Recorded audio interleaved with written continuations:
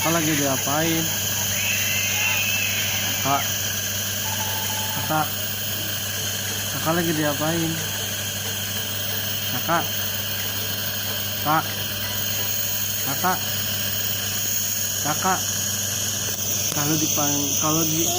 Kalau ditanya, Apa? kakak lagi diapain? Nggak tahu. Diuap namanya.